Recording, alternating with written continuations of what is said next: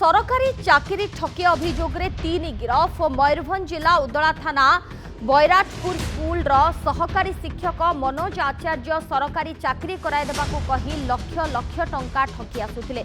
गत December मासरे खुंटा block रे कार्यरत एबीओ वृंदावन मारांडी पुतुरा को जीआरएस चाकरी देबा पई 1,30,000 टंका आगुआ देथिले।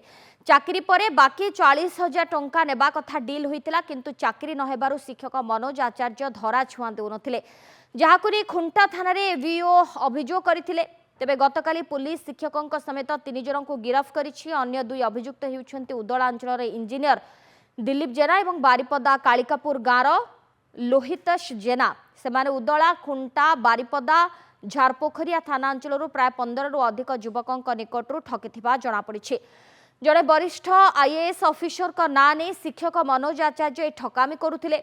ए ठकामी रे आहुरी अनेकों संपृक्ति थिबा भी पुलिस कहिछि।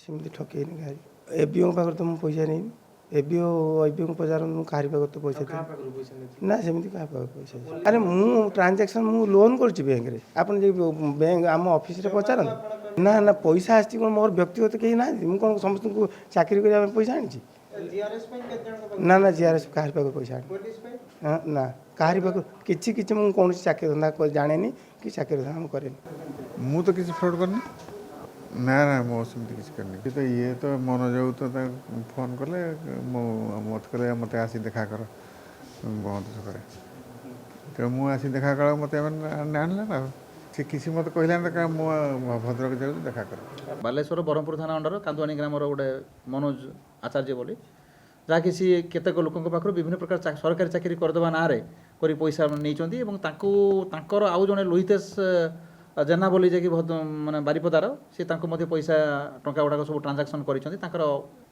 गोटे सीनियर आईएएस ऑफिसर ना नहीं छद्मवेश माने इनपर्सनालिटी कर पैसाटा से आधार कर लोक नहीं।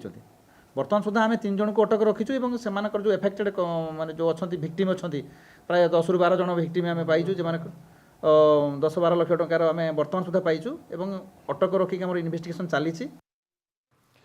उदला रिपोर्टर शशिकांत मिश्र आम सहित फोन लाइन रे जोड़ी होती। शशिकांत, गोटे गुरुतर अभियोग आसुची सरकारी चाकरी करदेबा को कही ये ठके अभियोग 15 रु ऊर्ध व्यक्ति ठारू ठके हुई एवं बड़ कथा कि 3 जन शिक्षक मध्य संपृक्ति थिबा जणा पड़छि जो माने भी गिरफ होइछन्ति। निश्चित भाव सोनाली ना आम जब देखिपर जो सरकारी चाकरी कर ना जो ठकामी ये नुआ घटना में बारंबार दोहरुची किंतु एबे स्थानीय अंचल रे बर्तमान चर्चार परिसर गतकाली पाखु जदि आम देखिपर पुलिस 3 जन को गिरफ्त करिया पर चर्चार परिसर चलछि। कारण जो ठकामी शिकार होते लोक जो स्वार्थ चाकरी आशार देते अर्थ एवं चाकरी ठीक समय न पाई मागिले बारंबार जो अभियोग कर सहकारी एबीओ खुंटार वृंदावन मारांडी सी एक्चुअली पुत्रा सहित चाकरी सहयोग मान सहयोग करने से अर्थ देते जहाँ डील होता सी कहवा अनुसार मनोज आचार्य सहित 1,70,000 टंका और 1,30,000 टंका सी अग्रिम आकार देते।